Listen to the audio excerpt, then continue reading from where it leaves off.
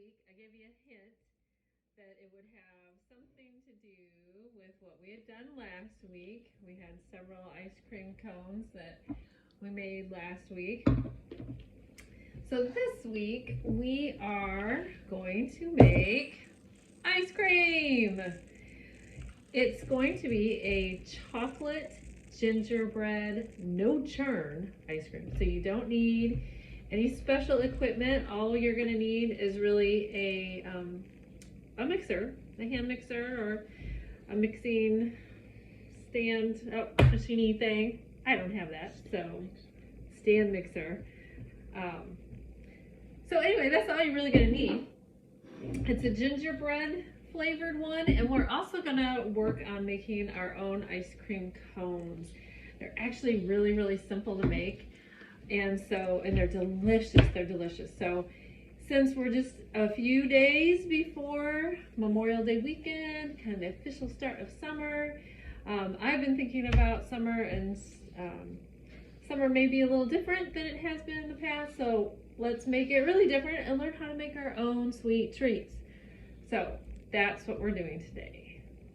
So I've assembled the ingredients that we need for this gingerbread chocolate chunk no-churn ice cream. And we're going to use whole nutmeg. Again, if you have already ground nutmeg, you can use that. I always use the whole because it's what I have. We're also using ground cinnamon. They want ground clove. I do not have ground clove, so I'm going to do some of my own grinding with the cloves. They also ask for allspice.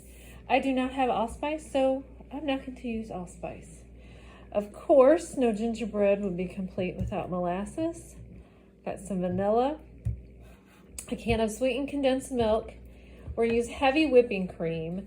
We're going to use it in two different stages of making the actual ice cream. So it will be divided.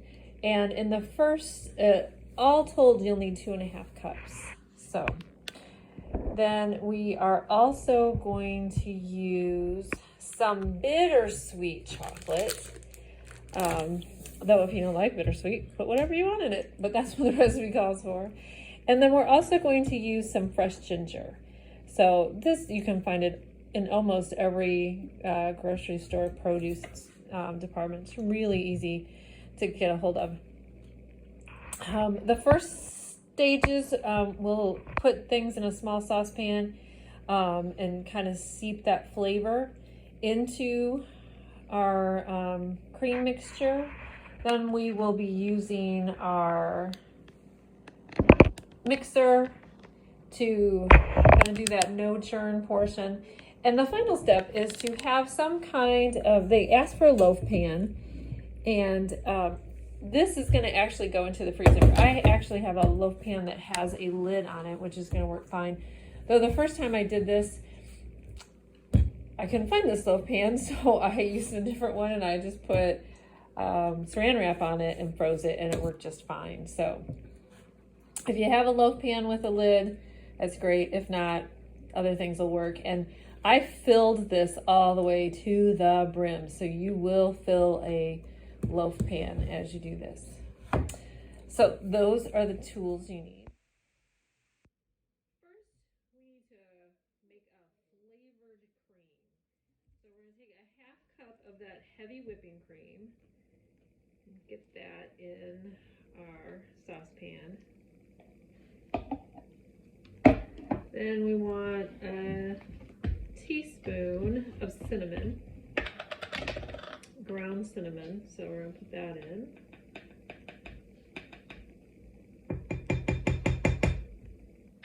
We also need the clove and the nutmeg. And this, as I said earlier, I'm just going to grind. They want like 1/4 teaspoon or 1/2 of a teaspoon, so I'm just going to grind a little bit. Oh, I think that looks good. Try to get most of it in the actual pan, not on the counter. Watching what you're doing is helpful when cooking. So that's about good. The clove is a little trickier when you're trying to grind it on your own because they're teeny tiny. And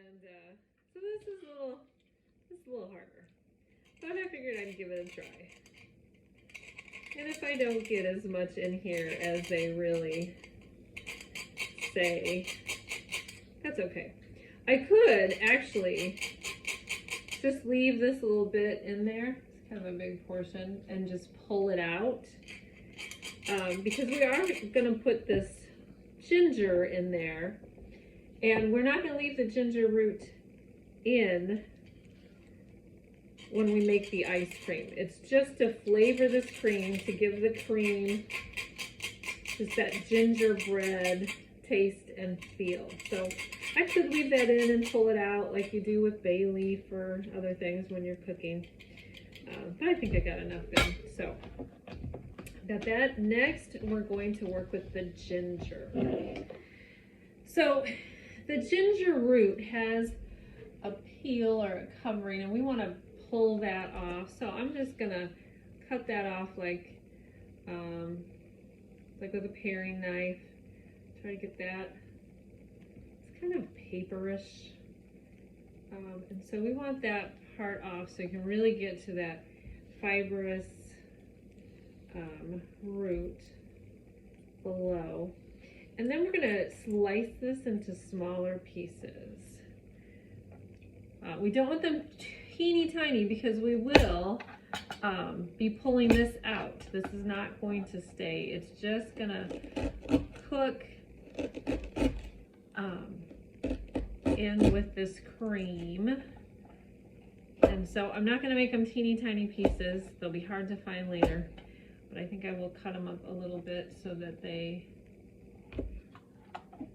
more surface in there. So all told, that 1-inch piece of fresh ginger ends up looking like this. And I'm just gonna put that in as well. And just stir that up a little bit so it's nicely combined. And this is gonna go on the stove. Make sure you don't get it to boil. We don't want this to boil. We just want to warm it up. I'll let you see what this looks like. Let's see that. Here we go. I think you can see. There's a nice mixture. Some of those clumps of cinnamon are still kind of breaking up, but it kind of looks like the beginning of some hot cocoa before you really got it mixed in well. So this is going to go on the stove at just a medium heat, and we want to see just little tiny bubbles. As soon as you see those tiny bubbles, you slow it down. You don't want it to boil, and it just needs to be on there for 1 to 2 minutes. Then we're going to add some vanilla, and it's going to seep for 20 minutes, and then we'll do the next step. So what we're looking for are just little bubbles along the edge of the pan. And as soon as we see some of those little bubbles, and I see some little bubbles, we're going to take it off. It's only been on for about a minute, so we'll leave it go another minute, and then we will take that off, add our cinnamon, and just let it steep. This will be the flavor starter for the actual ice cream. It'll steep, and then we'll refrigerate it for a while before we go to our next step, which is actually the churning part that we'll do with a mixer. This is nice. We don't need rock salt. We don't need what we would traditionally need for ice cream. Okay, we're at it. You can see those bubbles around the corner. So we're gonna turn that off, and we're just gonna add our vanilla. All right, so now we're adding our teaspoon of vanilla. I'm usually not someone who measures vanilla. I just pour it until it looks good. But for y'all, I'm gonna be precise. We're gonna set a timer for 20 minutes, let this all steep, and then we'll take out the ginger, and it will go in the refrigerator. We'll work with it again once that has cooled. So first step is just about done. Okay, it's had its 20 minutes of cooling, and then I have pulled out all those little ginger root pieces, and now we're going to put it in the refrigerator just so it can get to a place of being just cool, completely cool, before we move to the next step. Our next step is to take a can of sweetened condensed milk. I have the worst can opener ever, so this looks ridiculous, but we're going to mix a can. I think this is 14 ounces. This is really, really thick, slow moving stuff. So usually I would have just poked a couple holes and just poured it out, but because it is so thick, I really had to take the lid off. And we're gonna mix this with 2 tablespoons of molasses, which is another slow moving thick ingredient. So I get that all in there. And then we will add our molasses. This will then be slowly added to our cream. This will be a slow mixture as we are doing our churn. We'll add this a little bit at a time. Molasses is very similar. It's kind of hard to get it completely off the spoon, but boy, that smells so good. Oh yeah, that's gonna make for some good gingerbread ice cream, that is. We taste tested this a couple weeks ago and it was a hit. Everyone enjoyed it. So we are happy. There is. Sometimes, I don't know. You know, when you go off looking for your phone and it's in your hand, or you think, where are your glasses, and they're on top of your head. Where is that spatula? What's in the bowl? All right, so we're gonna mix that all up. It's got kind of a swirly color right now, but we want it to all be that kind of caramely color. And then we'll continue with our next step.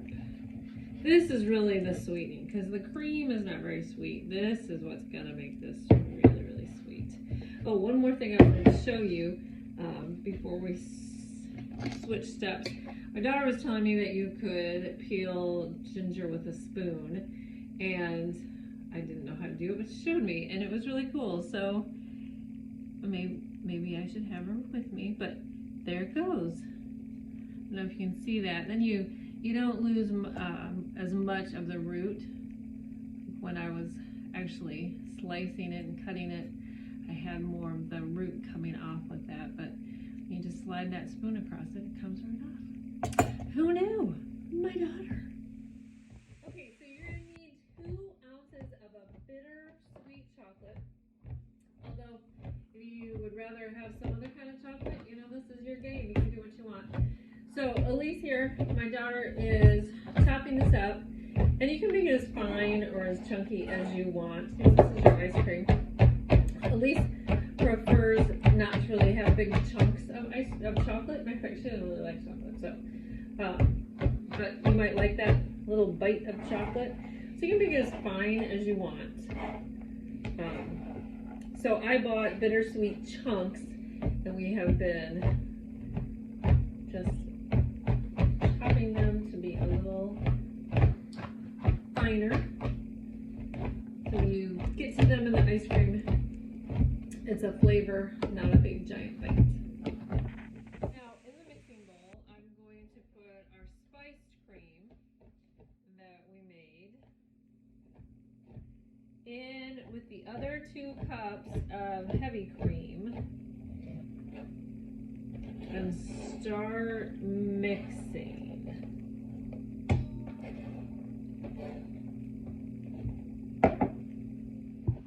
I've started whisking the creams together. says to whisk at a medium-high speed for 2 minutes until peaks start to form. First time I did this, I didn't get really good peaks, I felt. And so I started adding the sweet mixture to it, but I ended up getting those peaks. It just took a little bit longer. So this is after about 30 seconds of mixing. So just added some of our condensed milk molasses mixture. You can see that little golden spot there. After the 2 minutes of the whisking, this has gotten much more voluminous. It's I might not be getting those peaks quite yet, but it's gotten fuller. So I'm just going to slowly add bit by bit, keep mixing. So I'll mix with this mixture in there, and then I'll add a little more, keep mixing until I get a nice fluffy consistency. This has all of that other mixture in it. It's gotten much thicker, and I'm looking for that peak. I'm getting close. That peak test. You can put the blender or mixer back in, and you can see when the blades come out, you still see where they've been, but I still want a higher peak, so I'm gonna mix some more. Done it a few more minutes, maybe just 2, and now I'm really seeing how that kind of stands up as I pull that out. I could keep mixing. So, you know, when you're making this, you just look for the consistency that you really want, but I think this is gonna be fine for what I need to do. And all told, I probably beat this between both steps, maybe 15 minutes in total. I took breaks to pour new ingredients in and went back and forth. So it wasn't a ton of time compared to a churn mixing where you have to, you know, keep that machine moving and moving. So this is really a quick way to make ice cream. Next, we're going to fold in the chocolate and put it in the freezer. All right, next step is to gently fold in this chocolate. So I'm going to slowly get it in there, and then Elise will just really carefully. We don't want to over mix this. We just want to fold it in so it's not all in the same place, but this does not need a great amount of mixing. She got really, really fine. That bottom layer got really fine. Okay. Pull that in.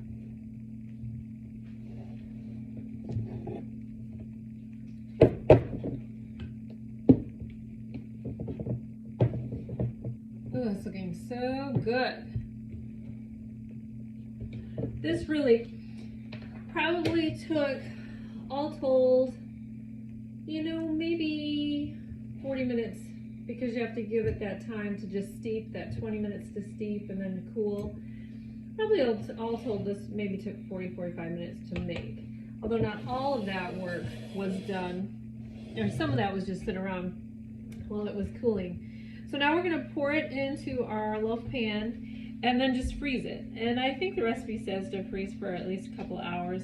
The first time I made it, I made it on a Saturday with plans to use it on a Monday, and it was perfect. Now, if you think about this, this is 2.5 cups of cream and a container, 15 ounces of sweetened condensed milk. And look at the volume we have here because of that mixer. Really works out nicely. Oh, well, you can't see the volume quite. At least would you pull that back just a little bit so they can see how this loaf pan is getting, there you go, is really filling up. And I will tell you, this is delicious. It's good when it's frozen. It's even delicious right now. I think I won't completely clean this bowl. There might be just a little to taste. All right, so then we're just gonna smooth that out a little bit and put it in the freezer. We will pull it out after a while and have such a nice treat. Look at that beautiful summertime, even though we're using the gingerbread, which is kind of a wintertime flavor. I just love gingerbread, so I was trying to find ways to keep it in there. So chocolate gingerbread ice cream. Next step are the cones. Do you want to know a fun fact? Here's a fun fact for you. The reason why a couple of cups of cream and stuff doubled in volume is because when you're whipping it, you introduce air into the mixture, and the reason why you need to be careful while folding in the chocolate is because you don't want to pop all those air bubbles inside of it. I have everything laid out, so let me show you the ingredients. End up using 2 egg whites. We'll need a half a cup of sugar right here. We'll need a half a teaspoon of vanilla. We'll need 3 tablespoons of milk. They ask for whole milk, but I never buy whole milk. I'm not buying it just for this, so I'm gonna use what I have. If you've got whatever you have. I've made these before with just the 2% I normally buy, and it was great. It was wonderful. Then we're going to sift 2/3 cup of flour, and I have 2 tablespoons of butter melted ready to go in. Now I want this to have a bit of a gingerbread flavor so that it kind of goes with the ice cream. So I'm going to throw some ginger in it as well as some nutmeg. I did this one other time and I used some molasses, and they were just a little sticky. It was still a great cone. I didn't think it gave it a really strong gingerbread flavor, so I'm gonna skip the molasses this time and see if I can enhance that with some of just the gingerbread seasoning that I would normally use. I think that's everything.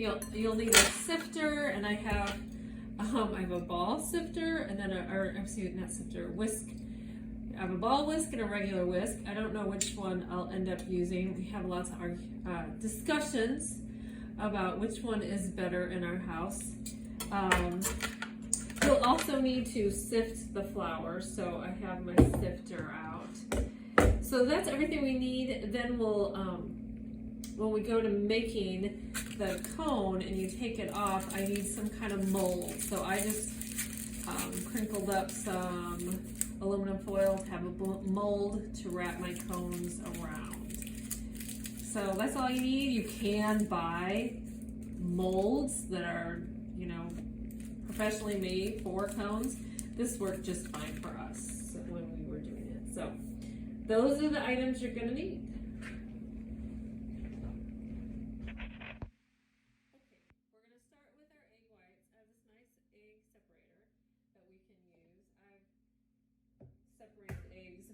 Times without it, but we'll go ahead and show you how to do it with the separator.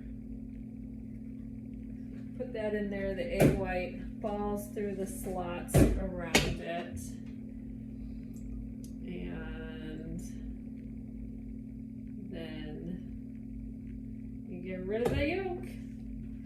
You can also do it if you crack your egg well, like really in half. You can, I thought I was so smart. You can just use the egg shell to do the separating. There we go. Making that go back and forth, you can get the white that way as well. Have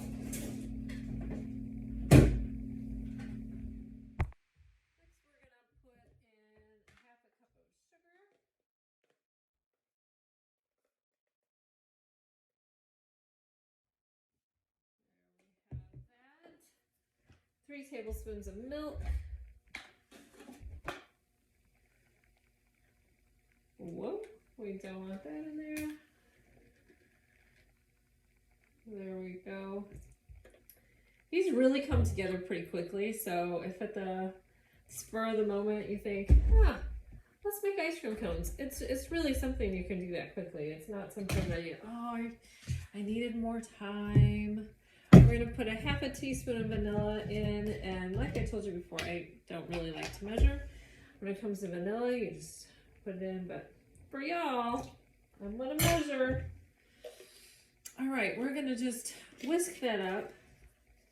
And I think I'll use my ball whisk. Get that mixed in.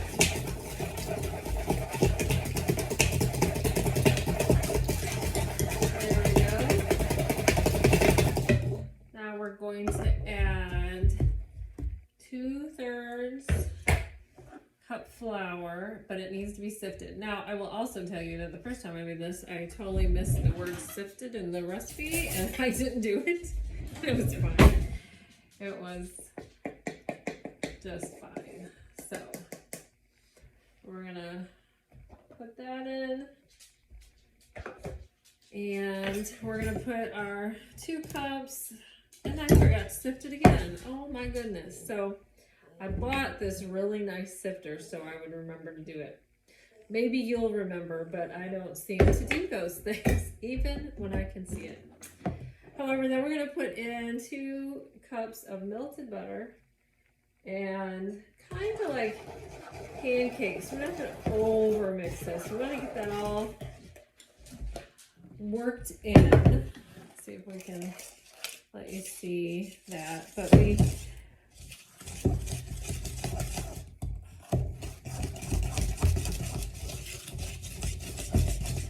needs to be kind of runny.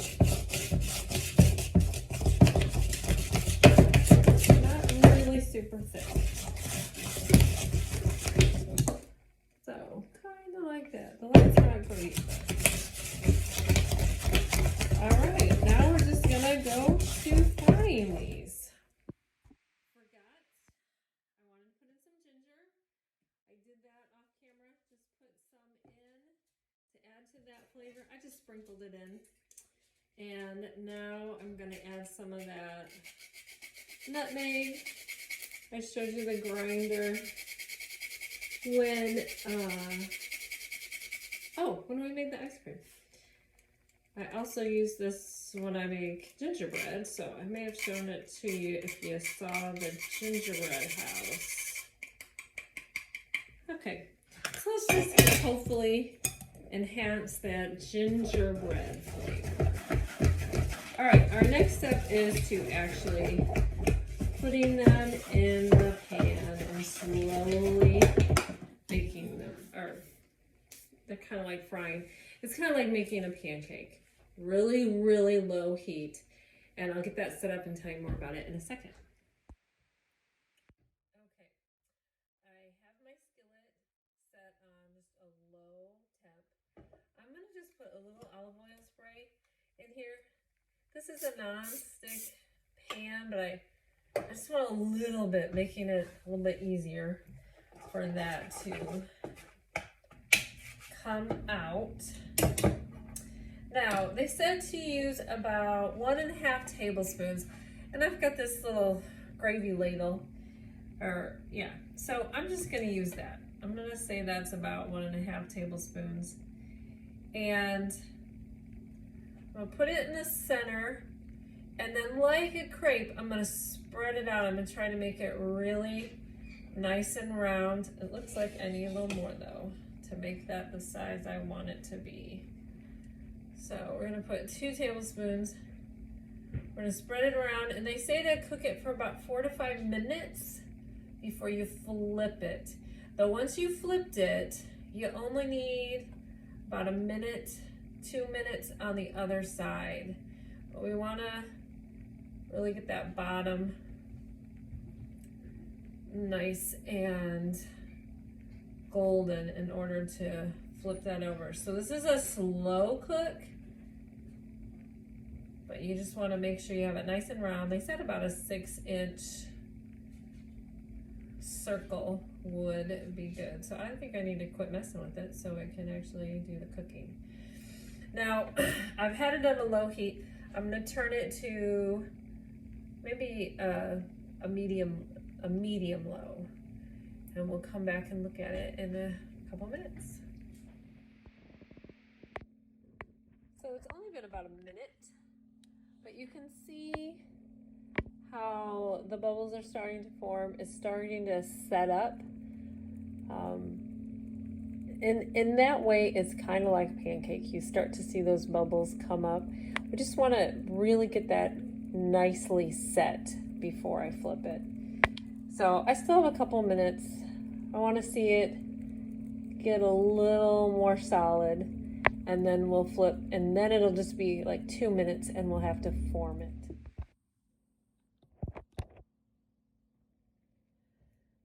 Okay, so we've been about 4 or 5 minutes, and I have slowly, as this has been cooking, I've kind of played with the corners and the edges a little bit to see if I could get my spatula underneath. So I've already done a little prep work. This is a very thin piece of batter, and we're just gonna flip that over. It's a little bit golden. Could probably be a little darker, but this is our first one. You know what they say about the first pancake. So we're gonna let that get a little more golden. We're gonna give it 2 minutes on the other side, and then we will mold it. Okay, I've just brought our cone. That's the other side over, and now I need to really quickly roll this up. This is hot, so you gotta be careful. As you're, yep, that's really hot. I think I'm gonna work a little further down so I can close up that bottom nice. And then I'm gonna let it just sit on the seam so that it closes up nice. I'm gonna let that just sit there, and it will close up as it sits on the seam. All right, now just what, 7 more to go? Let me show you how nicely that turned out. Even the lid looks like a real ice cream lid. Look at that. Really good. We're gonna fill our ice cream cones and get a little taste test. I decided to dry some rubber gloves this time so I could really mold without feeling that heat so much, and it is working. It is working. I just want I want the bottom of my cone to be a little tighter. You know, ice cream cones that have a hole in the bottom can end up being problematic later unless you're really quick. Though it's hot when it first comes off the griddle, it cools really quickly. But this one has quite a hole, and if you're quick, that's fine. You can also put your ice cream in a bowl and eat that, put it on top, eat it with it. I will say my kitchen is really smelling like an ice cream parlor right now. It smells great, and these are so delicious. They're so delicious. Get that batter on in your pan really thin, and the trick to doing that is keeping that griddle or skillet, whatever you're using, at a low enough temperature that you can spread it really nicely, nice and thin, and yet, and just be patient. That you got to be able to spread it thinly, and then just let it cook really 5 minutes on one side, a couple minutes on the other side. Because if it gets too thick, it gets kind of cakey, which is then difficult to really wrap. So this one I just did, I really wanted to not show you this, but I can't really move it, but it's starting to crack right there because it's a little too thick, it's a little cakey. And this is the first one. It's nice and thin and crisp like a cone should be, and delicious. So let's go ahead and have some ice cream cones. Cone or bowl? You want a cone? This was the first one. It's nice and crispy. Our ice cream has been sitting out, so it's just the right amount of soft to scoop with. There you go, Emma. Tell us what you think. It definitely tastes like gingerbread. Elise cone. I'll take a cup. It's got some chocolate in there, you can tell. It's very good. Yeah. Look at that. Look at that. Is it dripping down the center of your cone? Or? I'll take a No, it hasn't really melted any yet, so. No, real quick. Good, but the cone is good. Very sweet. Whoop, that one's dripping.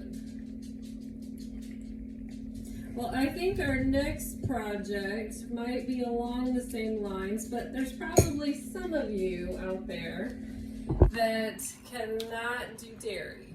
So, I think the next thing we might do a sorbet or a sherbet and see if we can do that from home and still make it good. What do you think, dear? It's good. It's good? Mm-hmm. All right, well, that's this week's Make It with Sheri. I hope you have a great Memorial Day weekend. Maybe make some of your own sweet treats. And next week, we'll look at doing something maybe non-dairy so that everyone can enjoy.